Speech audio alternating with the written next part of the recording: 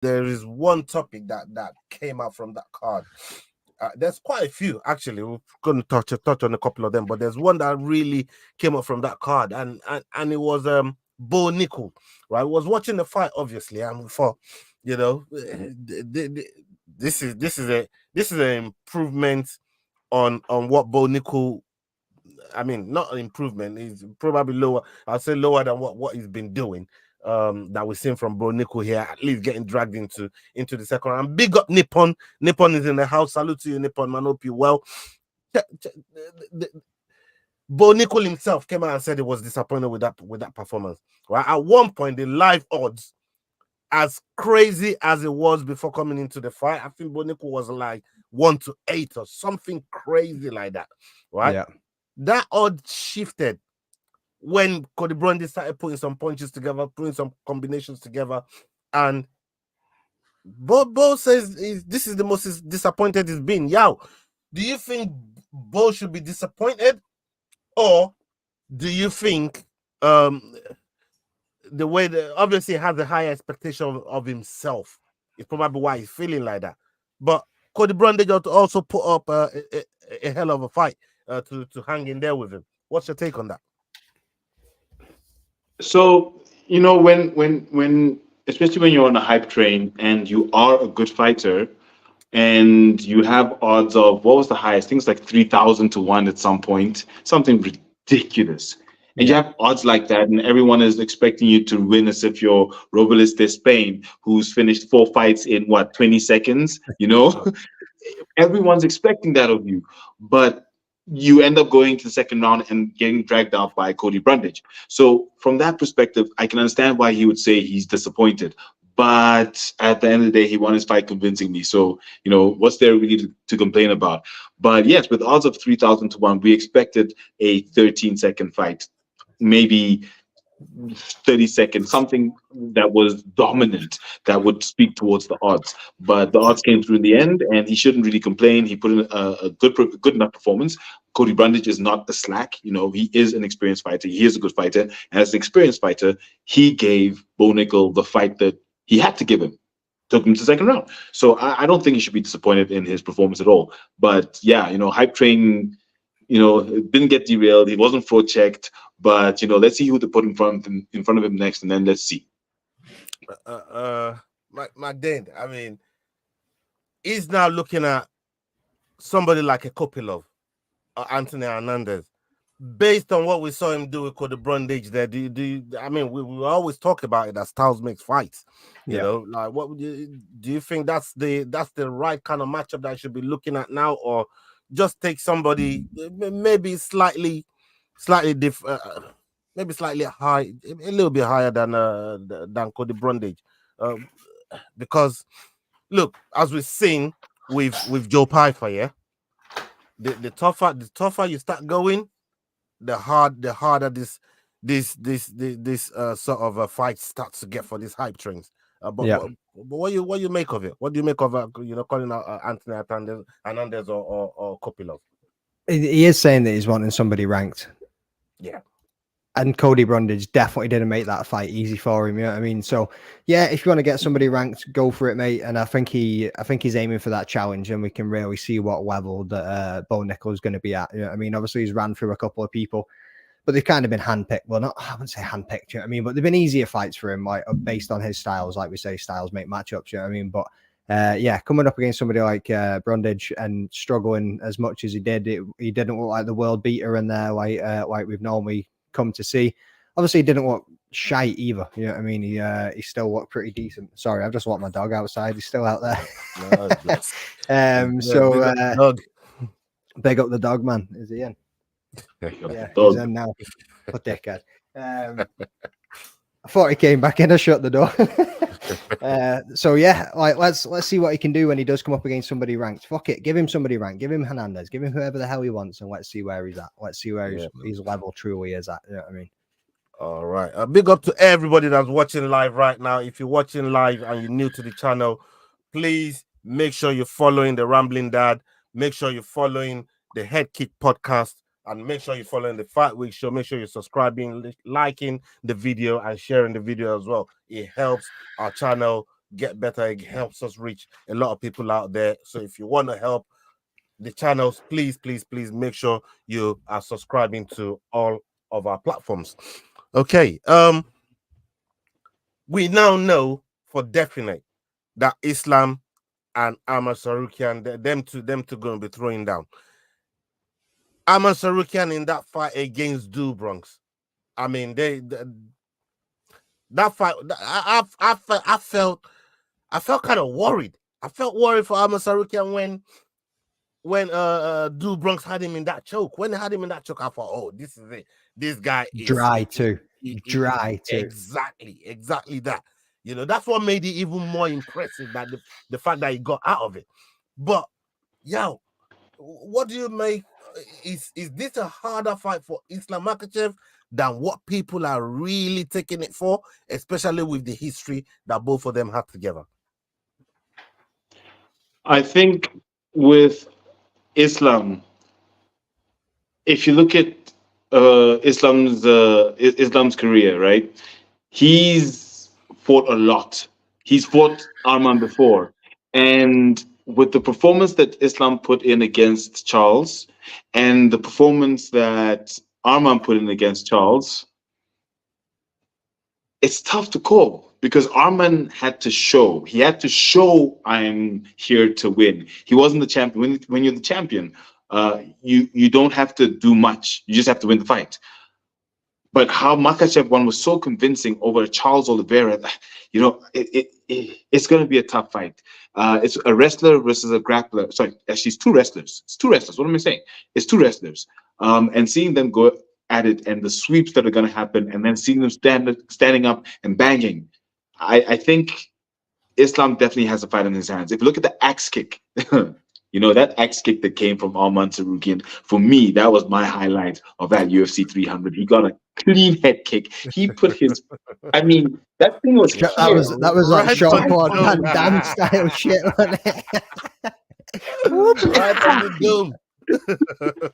I didn't think that was even possible, and he did it in a fight of those stakes. So if someone can pull out the stops when they need to, the way Arman did, I think he'd be able to give Islam the right sort of fight to actually maybe get the title, simply because he knows what he has to do. And at that level, you're not trying to show that you need a title shot. You're in the title shot. It's time to get the title. So I think it's definitely going to be a very, very tough fight for Islam. I'm not going to say now who's going to take it because I have no idea. But yeah, it's going to be a very good fight, that one, I think. Yeah. This one here that I want to talk about, my Dane. This one was bubbling up nicely, and I tell you why. Ilia Topura sees Max winning the way he won, and he says, "Oh, I want some of that." I mean, when this brother won the title, he was calling out Conor McGregor, right? Why? I don't know. The man ain't even in the fucking testing pool, let alone you know what I mean. Let alone in the promotion to get ready for fight. And this man just won the belt, calling him. I was losing my head. I've said it on a few shows now. Why the hell is he calling out Conor McGregor when you need to be looking at the people in your division? But him saying he wanted Holloway, I thought, yeah, all right. Now you're giving the fans what they want, right? We know that's the right matchup for him, right? But what do you think, again, in terms of styles and matchups? How do you think Holloway fares against somebody like Ilia's skill set? And do you think we'll get this type of Justin fight that we just saw from UFC 300? 100%, mate. The blessed is best, and I can't believe I didn't back my man. You know what I mean? I thought Justin Gaethje was going to be too much for him. Yeah, I know. Yeah, I did. Right. Yeah, I did. Yeah, I got That's one right. point for that shit. I know. I should have backed him, mate. I was on the edge that entire time for picking that fight. I was like, I should have backed my man. Yeah, I mean, but blessed is best, baby. Like, I don't want to say it's a direct quote from Arnold Allen. It was something that we discussed. And he never named Ilya completely himself, but he was like, "You're a plastic champ if you haven't fought Max Holloway, and you are." I'm going to say it as well. Like, you're a plastic champ of the featherweight division if you have not had to go through Max Holloway to get there. Everybody that's faced Max has fallen at the last hurdle. Yeah, I mean, that man is the Yep. gatekeeper of that division. Even Volkanovski came out and said, "Stop beating up my prospects, for fuck's sake." Yeah, I mean, and I think that's why they kind of let him skip, because they had to let that division roll somehow. Yeah, I mean, but nah, like Max Holloway, BMF. Yeah, I mean, baddest man on the fucking planet right now. He can call out anybody he wants to. Obviously, we're talking about Ilya calling out McGregor, who at the time wasn't in the testing pool, which was a bit of a wild one, but he made a big name for himself. He went over to Spain. He was going to in Bernabeu Stadium.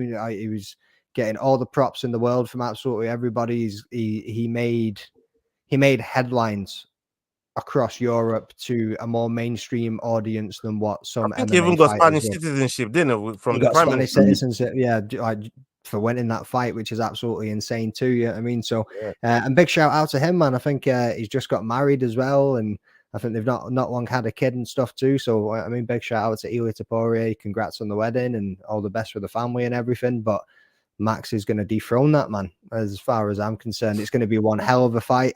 Yes, he's got power in his hands. Yeah, he's a scrappy little dude. You know what I mean? But I think Max will know how to handle him. And if Max turns up like he did against Gaethje, I mean, the one thing about Gaethje too, you're probably going to get onto this, mate, but that nose break in the first round just completely changed the dynamic of that fight. I think if he never got that spinning back, even if Gaethje had stood up straight and never bent down into it, like he almost kicked that motherfucker out the octagon. Like they were coming in, the cut men were coming in to sort them out in between the rounds, and Gaethje just got a fucking big dirty kick and almost went flying out.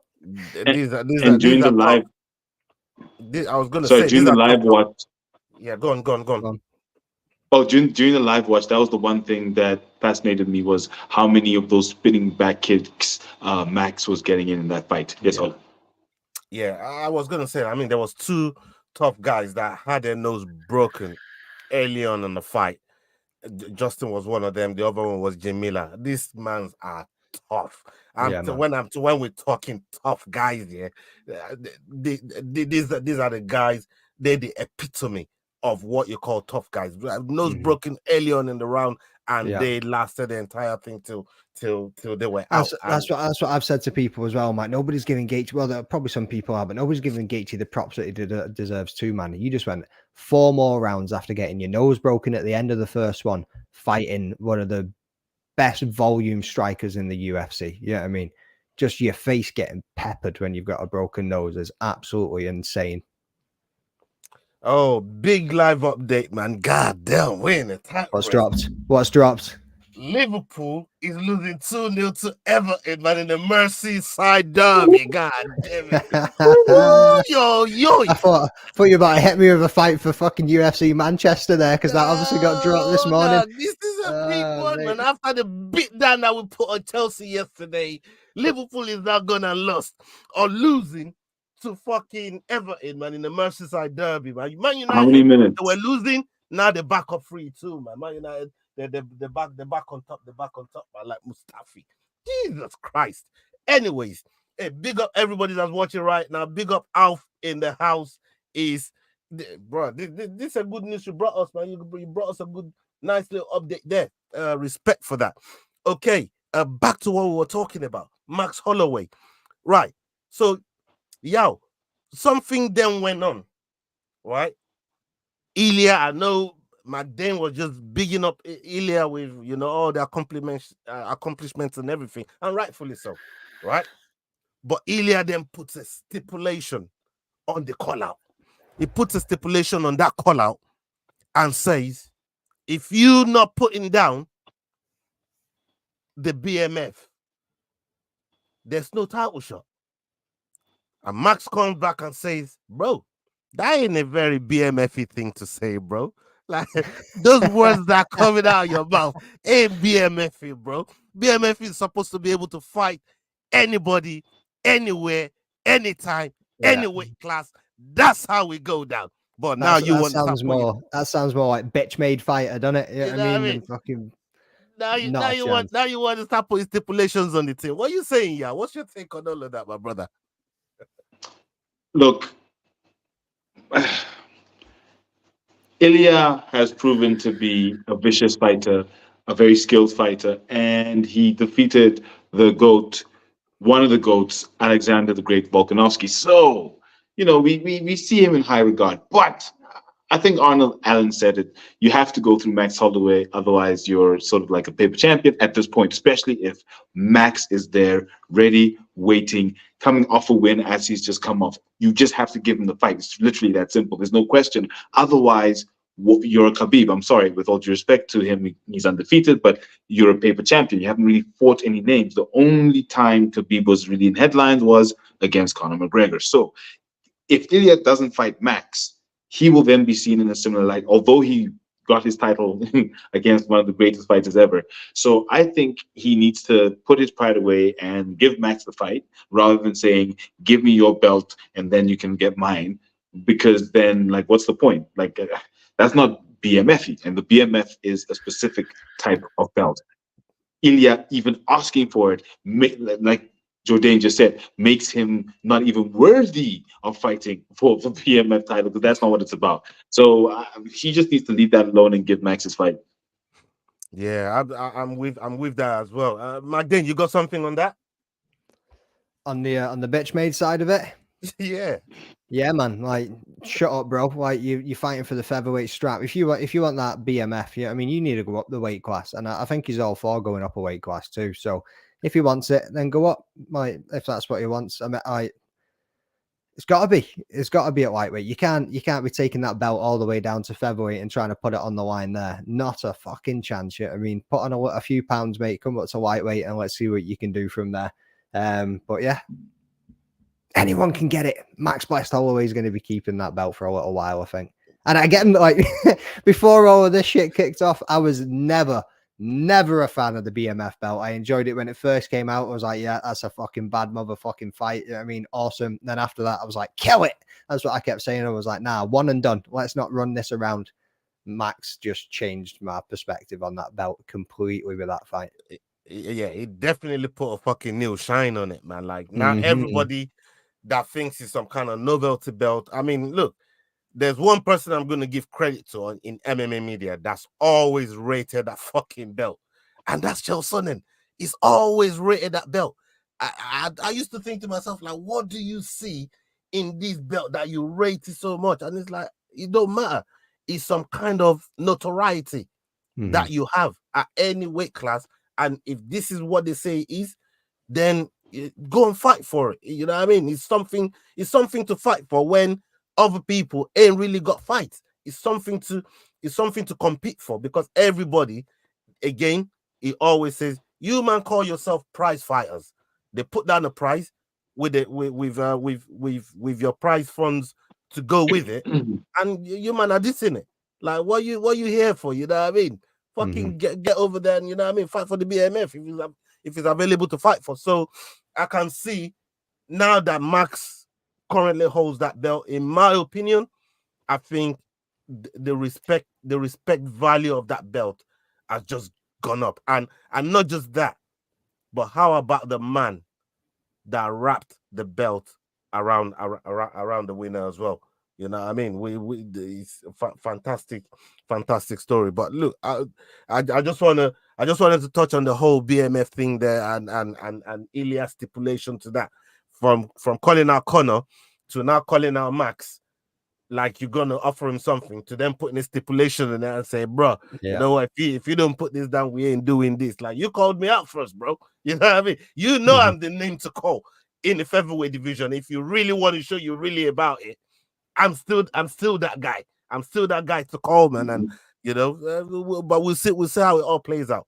I'm gonna stick with you, Magdane, on this next topic here. RCDC, and DC was having this conversation with. I'm so fucking glad you brought this up. I know where you're going, brother. Rock and roll. I was thinking about this a second ago myself, and I was going to go. Have you man seen this? Go on. So I see him talking about this with Ben Askren, and this is about Conor McGregor and the Chandler fight. Now he's saying, do you think Chandler has overplayed and overvalued this fight? Because in the time he sat there waiting for Conor, he's getting older. One, two, you're missing paydays, at least 2 or 3 of them. And by the time you combine all those 2 or 3 paydays that you've missed out on because you're waiting on Conor, you're going to get that big payday with Conor But those 3 fights that you already missed out on, you're now breaking even. When he now broke it down like that, in my head, I'm thinking to myself, you know what? DC has a little point here, because really and truly, it's again, like I said, what Sonnen is always saying. Why are you turning that fight? Get in there, get paid, and move on to the next one as soon as you're available to fight again, because that's what you guys are here for. So when you're thinking about what DC is saying there, as Chandler overvalued, what Conor, they just waiting for this Conor fight, and not really taking other fighters on. Yes and no. Right. So since the end of obviously the Ultimate Fighter, he's been waiting on this, and I think he's been kind of dicked about himself a little bit. He was promised promise this date, promise that date, Conor's return, and then the issues with USADA and being in the testing pool and missing the cutoff last year, then having to extend it, and then all the rest of it that goes into it. Yeah, 100%. But mate, have you seen the fuck it? Is he going to get some of the pay-per-view points on this? Even though he's not a champion, but because of the size of the card. $405, I think, was the cheapest ticket, and that's away up in the gods, bro. Yeah, I mean, that's up in them nosebleeds. $405 was the cheapest ticket, and you and Richard Eriksgate, we were talking about in the group chat, like that's promoter madness, bro. Madness. That's promoter buys. That's not even general sale. That's promoter buys. So you need to add another 30-40% on top of that shit too. So it's going to be more than $405 for a fucking seat in the gods to go and watch Chandler versus Conor McGregor. Mate, DC does make a point. You know what I mean? He could have had 3 fights and broke even now. Like maybe if he knew that this fight wasn't going to be until so far down the line, what he could have done was maybe have 1 or 2 fights and still get this fight later on. But if he lost a couple of fights in between, would Conor still want to fight him? You also then need to look at Chandler's career. You know what I mean? Former lightweight champion as it is, mega career in Bellator, who at the time, Bellator probably had a better lightweight division when he was going through and getting those wins and became the champion. You know what I mean? If you look at it from that perspective. But yeah, Chandler's got nothing to prove. And he's at that age where I think he realizes I ain't going to be the champ of the lightweight division in the UFC. I've only got a few years left. Why not get the red panty night and then see where we go from there? And he's probably going to beat him. He's probably going to beat him, to be fair. My mate Sean put a tweet out today saying, I can't remember who it was, who he retweeted, but they were saying Conor's practicing the KO shot. And he's like, whoa, kicking a fucking bag. My mate Sean put, how small do they think Chandler is? Because it was just it was either fucking a hip kick or just a fucking body kick, but he was kicking the bag that low. It was just how short do they think this man is if that's going to be the fucking KO kick? I don't know if he pulls him off like that, man. If he pulls that off like that, but yeah, staying on this topic here, especially with McDane talking about pay-per-view points here, because again, DC was alluding to the fact that look, if you're not the A side, really, you shouldn't be getting no pay-per-view points, right? Because Conor is going to be the one that's going to be driving all the sales, and if he's driving all the sales, why should the other guy that ain't really got the star quality that Conor has for getting all those pay-per-view points, why should he get some of the pay-per-view? And that's how he was looking at it. And we could look at some of these other fighters as well, that's been involved with big pay-per-view events, and they get some of the other pay-per-view counts. Like the Kobe and Usman fight, yeah, right? Usman really, yes, he's the champion. But let's be honest, he's my countryman, and I can say Kobe was the A side there. He's the one selling the fight. He's the one doing all the talking. He's the one doing, and Usman has come out and said it afterwards. I say, yeah, I realized what I got here in the, fighting with somebody like Kobe. Yeah, he talked all that insult and everything else, but he knows the value of Kobe, and he said the same thing about Masvidal as well. So it's good to always recognize when you're not the A side, but does that mean you should be robbed of pay-per-view points? No. But unfortunately, it's a business, it's commercial, it's contracts. If one fighter has the capability, whether it be financial, to get the right legal team to put together a contract that says, hey, listen, you're not going to get my time unless you give me pay-per-view money, then Okay, if the other fighter doesn't have that, then unfortunately he doesn't. So that's the thing. It boils down to that sort of level and pedigree of fighter, where if you're that level of fighter that can actually get that in, then it is what it is, because then you can command it. Like you said, whether or not you're the champion, Kobe, not necessarily just about doing the talking and the fighting, but he was the A side. He was the one who had the upper hand to go to the UFC and say, hey guys, listen, I want these pay-per-view points. So that's what it is. If Usman had that caliber in terms of getting access to pay-per-view points, whether it be in knowing how to sell, getting someone else to help him sell. I mean, if Pereira had also pay-per-view points, I'm sure he would have gotten it, because Poatan has been doing hard work in terms of making sure that his content is out there. Not even that people love him, but he's doing stuff. I mean, he did that weird little thing with Hasbullah a few months ago, where Hasbullah went to go and watch some weird kickboxing in Brazil. So he's been staying active and making sure that when it comes to the fight, if he asks for pay-per-view points, so you will give it to him. So for me, it's not necessarily just A side, B side, but if you're working hard, you deserve the money. If you're not working hard, get out of here. So if you're working hard, let's get it. That's how I feel about it. On just on this one before you walk away from it too. Yes, working hard, promoting, social, all of it. Let's not forget who made this fight happen. It wasn't Conor McGregor. Oh. You don't remember Mike Chandler's fight speech? Conor McGregor. Yeah, I mean, like, he went out there and WWE'd the life out of that shit. He did. And He did. made You're right. this fight happen. So yes, Conor has the star power. Conor has the more like the bigger following. Conor has the mainstream fans in his back pocket. What some people would like to call more casual fans in his back pocket, other than hardcore fans. You know what I mean? I don't think there's many hardcore fans out there that actually like Conor anymore. But mate, Michael Chandler knows how to sell fights. Yeah, you don't count. You're one of us, bro. You don't like Conor. Shut up. Sit there. So yeah, Michael Chandler knows how to sell fights, bro. So if he ain't gonna get some of that pay-per-view money, and he will beg the fucking life out of this shit. You don't think he's gonna go back and forth? Will his smack talk be good enough to go back and forward with Conor McGregor, though, which is going to be the or is Conor going to come in as humble Conor again? You know what I mean? Is he going to come in all friendly and shit? Conor been telling him, you do as you told me. I know, mate, I know, yeah. But he might flip it. He might flip it. You never know with this man. You know what I mean? Oh my days. That was class. Get it.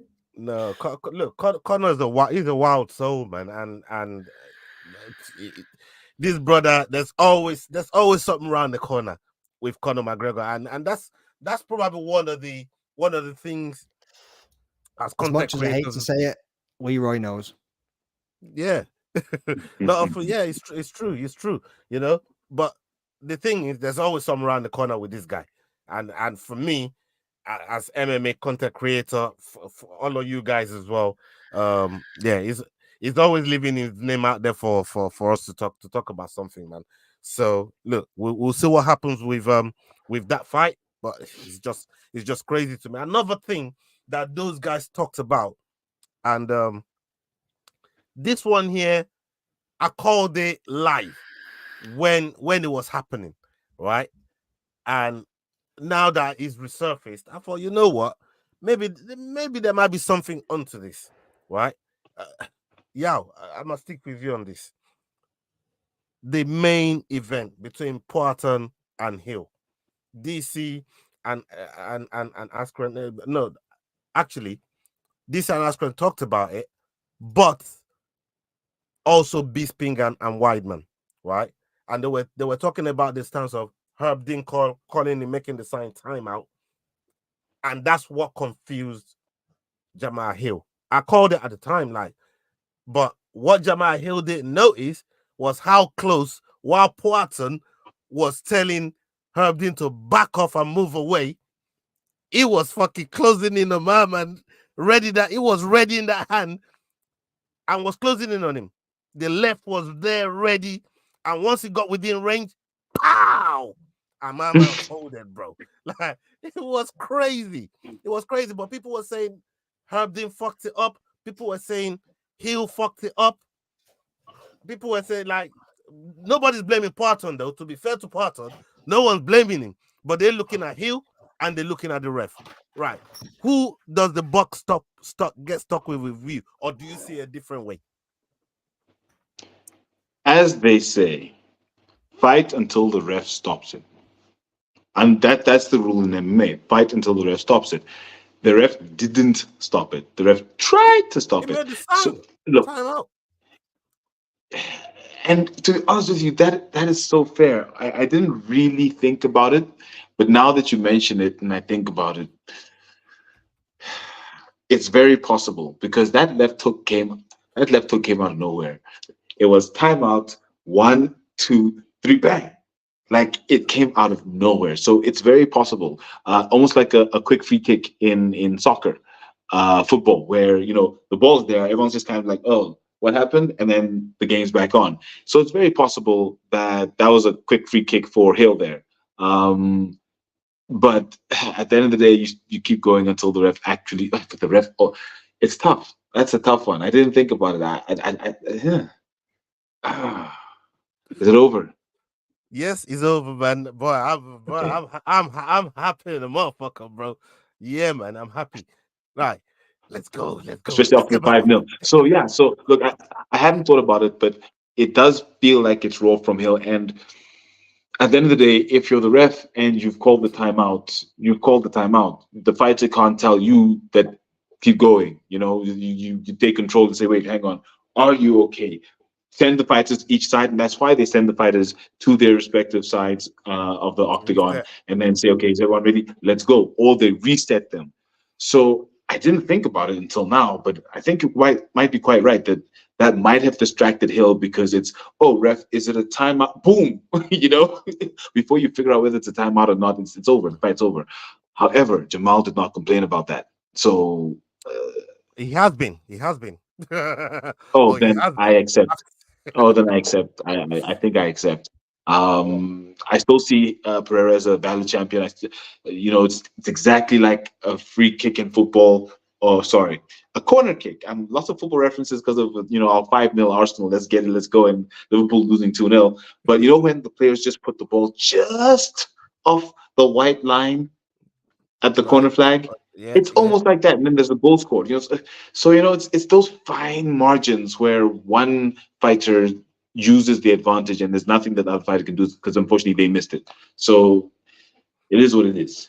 Hey, McDane, I can see you itching to fucking have a go at this fucking topic, man. I can see you I'm itching fucking away, chomping man. at the bit over there, man. I'm Fucking like, hell. Get to it, brother. Talk to me, man. How you seeing it? Cal Pilkington, bullshit. Yeah, I mean, that's all I'm coming out with. Right, boys. Right. Yes. You get kicked in the nuts. We split them apart. We say no. But the man that got kicked in the nuts said, nah, boy, I'm good. Yeah, I mean, let me cook. Yeah, I mean, he said, let me cook. Yes. I think it was DC and Sonnen. I'm not sure if I heard Bisping talk about it. I know I've heard Sonnen and I've heard Bisping talk about it. I think I heard Usman and what's the little dude Triple called? C. Triple C. Yeah. I've heard them talk about it too. Mate, nah. Like, Hill threw a punch, for fuck's sake. Like, yeah, he walked away. And then when he said, nah, it's cool, he walked back. He's ready. He fucking threw the first punch and then bam. I mean, he threw the left hand and then he threw the right hand and then the left uppercut came in. Uppercut, hook, like whatever the fuck it was, that dropped him. It was like two knuckle deep. There was no wind up to it. There was no telegraph, no nothing. Yeah, just bop. Like, crazy, good bro. night. Eyes rolling to the back of your head. So yeah, my point of view is no, they shouldn't have been separated. The man that got kicked in the nuts says, nah, I'm sound. Like, if the man that never got kicked in the nuts said, nah, and then he got knocked out, I'd be like, whoa, hang on, wait a minute. That's a slight advantage to Hill there. You know what I mean? He got kicked in the nuts. He thought you were going to stop it. And then he stepped forward and chinned him. Like, yeah, fair enough. That would be a shout. But for the man that got kicked in the nuts to say, nah, bro, let's keep going. And like you said, 1 step, 2 step, 3 step. But yeah, that was so clever, bro. That moment there, that little nuanced moment there, so fucking clever to have the presence of mind while it was backing up the ref He never took his eyes. He never took his eyes off him. He just went, hold up. You know what I mean? Like, and he was fucking laser focused. He saw that speck on the chin and he was like, I'm getting that bit right there. That bit he forgot to shave. I'm just hitting that bit right there. You know what I mean? Like, I've been looking at that since that fucking bell went, but nah. I'm on the side of it was fair game for me, brother. Like, I mean, the standing on his foot, I think it was unintentional, but you could maybe talk about that more than you could talk about the ref. Herb Dean calling a timeout, and yeah, exactly. Yeah, I mean, like, yeah, Herb Dean called a timeout. The man that got a kick said, "Nah, I'm good." They both looked back at each other. They were both ready for it. Hill threw a punch first. He got caught first. Simple as that. Tis what it is. Yeah, and in defense of Poaton as well, Big John McCarthy. Everybody knows who he is. Is one of the people that set the rules for MMA fighting. So like this man knows the rules, and he's come out and he's defended Herb Dean on this one and said Herb Dean put the sign up to call timeout, and on top of that, the person that they're calling the timeout for, who's been fouled, has every right, as we've seen in so many fights, they give up to 5 minutes. It's up to them to call when that 5 minutes is over. And at that point, when Herb Dean is calling timeout, Poaton is calling an end to that timeout, which means the fight's on. If the fighter that got fouled calls an end to the timeout, fight's on.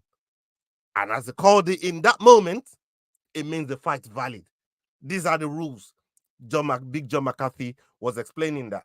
So, you know, from when he said, like, let's not even look at Herb Dean here, even though he called timeout, but the person that got fouled, if he's ending whatever the time is, up to 5 minutes, then the fight restarts. And Jamal Hill is the one that the buck stops with here because he didn't have the presence of mind, even though it was the one that fouled the opponent in that situation there. So it's been a mad one. It's been a mad one on that one.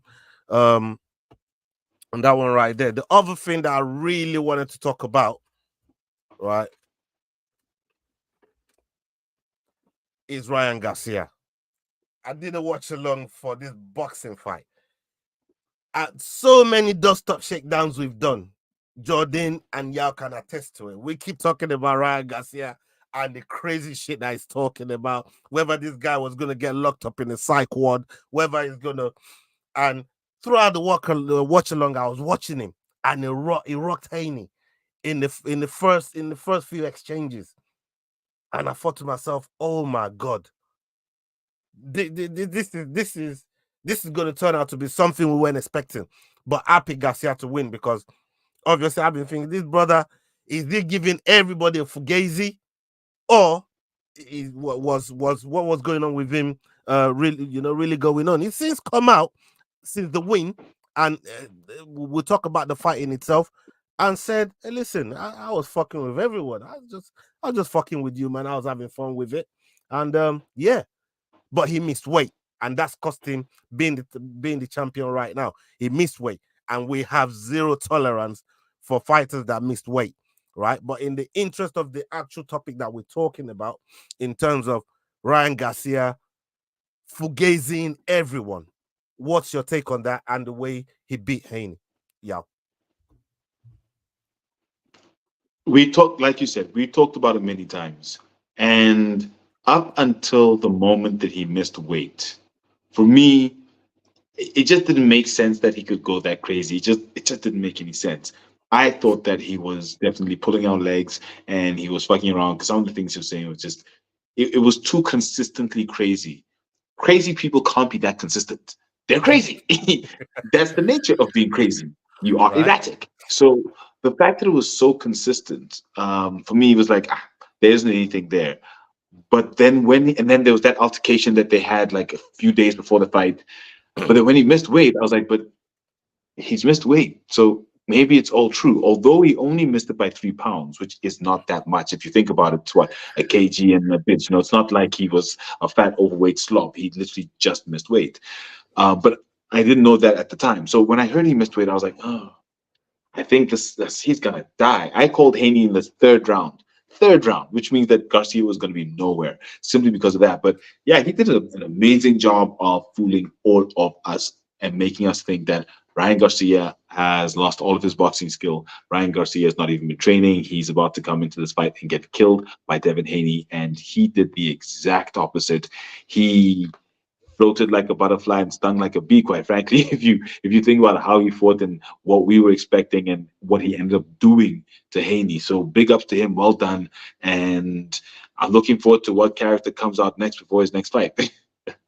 And did you see the altercation between his dad and Eddie Hearn? So there's always a little bit of craziness around Brian Garcia. But look, I'm glad that he's shown that he is still a boxer. He is a phenomenal boxer, Canelo prodigy. So it's good to see that he is still in it. And this was all just a show to get the numbers, to get us who are talking about MMA to talk about him for 3 months. That is good marketing. So big ups.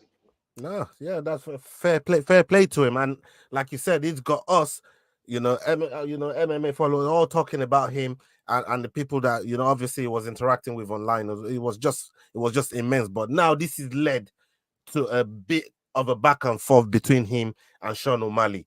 Jordan, Sean O'Malley said the UFC is absolutely up for him fighting in the boxing ring. As long as it makes them money, as long as it makes them enough money, it's all about. They're happy to do that, right? But he thinks in a fight like that, there has to be 2 A sides for it to be worth the UFC, like Conor and the Floyd. The A side, the A side has to come on both sides, and he feels it's not really there yet as an A side, especially in status of with boxers. Like Garcia's pay just got released the other day. He got 50 million for that fight, bro. 50 mil. Like never mind what he won betting on himself too. Exactly. O'Malley ain't never seen that kind of money professionally as a fighter. So like the levels has to be there, and he's thinking he needs to win at least 2 more title defenses to really get him to that A side, and maybe he's going to entertain fighting Ryan Garcia in the boxing ring. What do you make of all of that? I thought it was nice to see Sugar Sean be that self-aware, to be honest with you. I mean, he could have ran with that. Yeah, I had like top 3 biggest gates, all the rest of it in the UFC, and he could have absolutely blown it up that he's already a star. But he goes, no, 1 or 2 more fights. Let me get to that level. Let me build up my profile a little bit more, and let's set the stage for that mega fight. He's going to get done. Just like any other MMA fighter that goes into boxing, he's going to get fucking dusted. It's how it always goes. This is the dust up, shake down, and Sugar Sean will get dusted up and shook the fuck down by Ryan Garcia. Mega shout out to Ryan Garcia too. Got me 2.8 million fucking likes and a lot of hate on Twitter. Yeah, from one tweet that I put out, man, the boxing world did not like my funny little take. I mean, by I was saying, how is this fight still going down? I mean, it was like, man's missed weight, he's failed a drug test, he's drinking beer, and what else was it? I put he lost his mind. I was like, how the fuck is this fight still going on? No, there was a lot of people that didn't like it, and there was a lot of people that thought it was funny too. But hey, that guy who came out and said he was making babies during camp, like, I'm thinking to myself, like, bro, you're saying all the fucking crazy shit. You're saying all the fucked up things. It was just wild. It's wild. And he was saying he was drinking and smoking the entire time. You know what I mean? But yeah, back to that Sugar Sean Garcia fight. I'd watch it. Yeah, I mean, fuck yeah, I'd watch it. But I don't think Sugar Sean's gonna win it. No, it's probably a bad play, for O'Malley. But in all of that as well, Garcia did say, I was asking for this fight to be in MMA, and all of a sudden, he wants to come to the boxing world. So we welcome him. When he was calling out O'Malley, he said he was calling him out in the MMA fight. But O'Malley wants to bring it to boxing, so he said, yeah, you know what, let's do it. Maybe they'll do 1-on-1. Who knows? We always think that, and then they never do. And I've said it before, and I'll say it again. One boxer's going to take a leg kick to those skinny little legs that the guys carry, I mean, and fucking game over. Shit's going to sink in. They're going to go, oh, Them legs are gonna seize like my fucking car That's engine, what bro. that You know feels what I like. mean? Shit.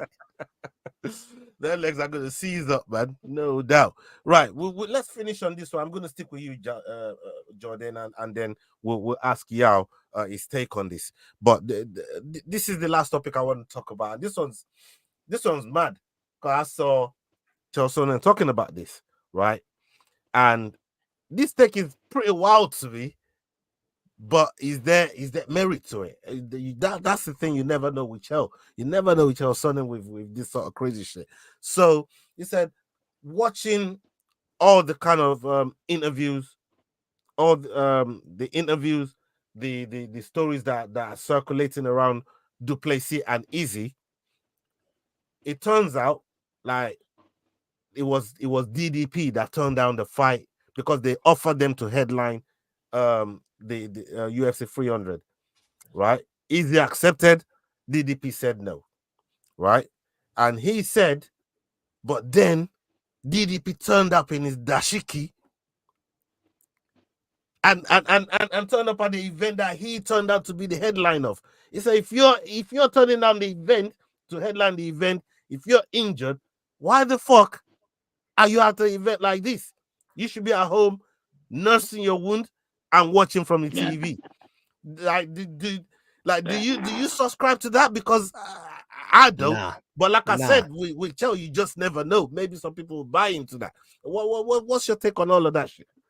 Mate, you got to stay relevant, you know what I mean? As if you're not going to be at the fucking biggest fight card of the year, you know what I mean? Even if you are just cage side and people are going to see your reaction, it's going to just build your profile that little bit more. Even the Max Holloway fucking KO finish, when it went, yeah, exactly, when it went to the crowd and you seen DDP and you seen Sugar Sean, you seen everybody's reaction. Who was there? Nah, Chael Sonnen's chatting out of his ass as usual sometimes, you know what I mean? But he's he can do what he wants. Nah, I don't think it's or be at home, nurse your wounds. That's just a little bit silly, in it. You know what I mean? Oh, you're off work. You're not allowed to leave your house. Shut up. You know, we're talking about the 185 champion here as well. I mean, this ain't no 9 to 5, son. You know what I mean? Hey, yo, we've heard DDP say, I didn't come into this sport to be reasonable, to be a nice guy. I'm here because I'm a knucklehead. You know, we've heard him say that, right? I do this because I'm a knucklehead, man. Like this is my thing, right? He's not seeing an injury. But why shouldn't he be allowed at a fight event? We've seen so many fighters. I've never heard this take before. Whoa, Yao just fucking fell over. That take is so wild, it knocked fucking Yao out, man. You know what I mean? Fucking knocked him off his feet. Jesus Christ. That take is fucking mental. But Yao, I mean, this is your countryman they're talking about here, 185 champ, you know what I mean, in the UFC. And all of a sudden, it's not allowed to come to events. It's not allowed to show his face and represent his people, if you like. You know, I like the dashiki he was wearing, man. You know what I mean? That dashiki looked good. It looked nice with the gold over his shoulder. But talk to me. What do you make of all of this crazy shit, bro? Child Sonnen, that's what I make of it. Child's had it out for Drickus since the toe. Since the toe injury, definitely Child Sonnen's had it out for Drickus. He doesn't like Drickus very much. So I'm not surprised that he's saying what he's saying about Still Knocks. If I remember correctly, around just before the time of the toe, when Drickus still had his breathing problems, Drickus didn't attend, I don't remember which UFC it was, but it was one of the UFCs in Australia where Izzy defended his title. I can't remember which one it was. But there was a lot said about the fact that Drickus wasn't there. And Drickus is like, but what do you want from me? It's not easy to get visas into Australia from SA. So for Child to come around and say something as ridiculous as don't attend UFC 300 because you're injured, give me a break. The only time I could have said that, well, I probably shouldn't tell the story, but there was one former rugby champion who should not have traveled halfway across the world to go and watch a rugby final in which his team was playing because the trip back killed him. So, but I mean, with the injury that Drickus has, why would you not attend UFC 300? It makes no sense for Child to say anything of the sort. Honestly, it's crazy. Yeah, Chael Sonnen gonna Chael Sonnen, bro. That's you know it, what I innit? mean? That guy just being a bad guy as usual, man. You know what I mean? They don't call him the bad guy for no reason, man. One other thing that I actually wanted to bring up, and I thought this is where I thought you were going earlier with the DC thing. One second, let me just get it up just so I don't fucking don't let's talk butcher it. about it. So, Daniel Cormier said, "I don't think we've seen one takedown attempt in 3 BMF title fights. Nobody's wrestling. You want me to tell you who I think should be the next BMF title fight? Aljamain Sterling. If anybody's a BMF, they could do what Aljo did at UFC 300. You go up a weight, you dominate somebody in the grappling like that. That's a BMF. So, hot take, or Daniel Cormier just being a wrestling dick rider as usual? What are you boys thinking on that one?" I'll go first to this one. I think it's the latter. I really and I love grappling. You guys know how much we love the intricacies of what goes with grappling into jiu-jitsu, into chain wrestling, into sambo. There's all sorts of craziness. If you know what you're watching, that will fascinate you. You know, if you're really into the grappling side of things in MMA. But to say a BMF, should only go and do what Aljo did there. I don't subscribe to that. I love the stand and bang. I love the advantages that a grappler has over a striker.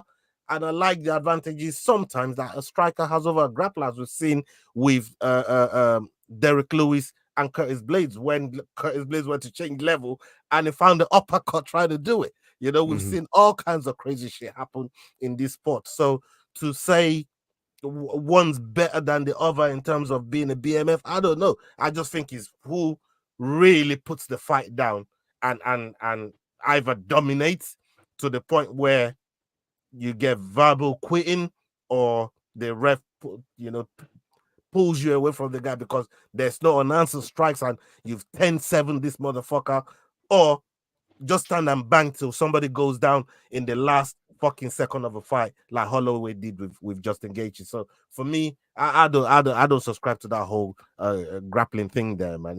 It makes no sense to me. I don't know about you, Yao. He makes the point that there have been no takedowns, so it's more who is getting the stand and bang belt than anything, which is great. Although, to be honest, taking an opinion from DC is taking an opinion from a guy who thinks Khabib is the greatest fighter ever. I know it doesn't make sense. So for me, I'm sorry. Everything was going well. I'm waiting on one word coming out there. One word coming out. Everything was going well. Don't make me warm up my bus for you, Richard brother. Ragg in the house, people. Think MMA. Think Eric's gear. Get on that shit. 100%. Salute to Eric's game, man. Richard Ragg, man. Salute to you, brother. Thank you for gracing us with your presence. Everything was going. Everything was going. I don't know well what to tell you, bro. Till Where it you comes put to Khabib's Khabib, name in your mouth, bro. You know what I mean? Wash your mouth out. The thing is, he can't be on top of your all-time greatest fighters ever list. It doesn't make any sense. I'm sorry. Like it's virtually illogical. And DC has him at the top of his greatest fighters of all time ever. No. So from that perspective, I don't really rate DC's opinion that much. So in this instance, I disagree with him. It shouldn't be one or the other, but the thing is, UFC isn't bare knuckle. However, guys do go down. Guys do somewhat grapple. There is clinching, so it's not bare knuckle, and it is still. I'm happy with the format. Although there's also another hot take that says that fight wasn't the most exciting fight until the knockout, which was just phenomenal. It was just not an average fight, but it was just a good fight, not like a phenomenal fight. So from that perspective as well, maybe if there was a little bit more takedowns, a little bit more wrestling sweeps, maybe it would have made it more exciting. Because you can only stand and bang without getting tired for so long. I don't know, but look, it was an amazing fight. I don't agree that Aljo's wrestling, BMF it's just different. It's not even about styles. It's a different. I mean, you had, anyways, yeah. So no, I don't agree with that. It's a crazy one, man. I really don't think it's about grappling, man. And yeah, big up for bringing it up. Still, I don't think it's about grappling, man. It's just about who puts in work, who does it the BMF way, and that's what that belt represents. Don't get me wrong. I get what he's saying when he's coming in saying we've never seen any grappling or any takedowns in a BMF fight, right? So see if you had somebody, so you take Aljamain Sterling for instance, right?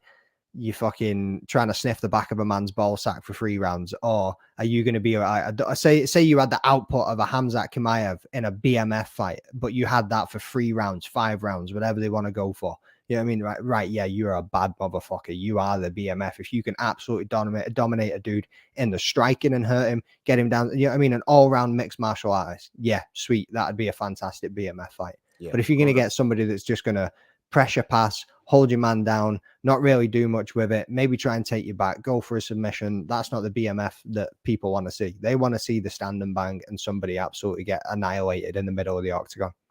Yeah, man, 100%. Look, nobody wants to see an earlier style Usman. Foot stomp, grapple, more foot stomps.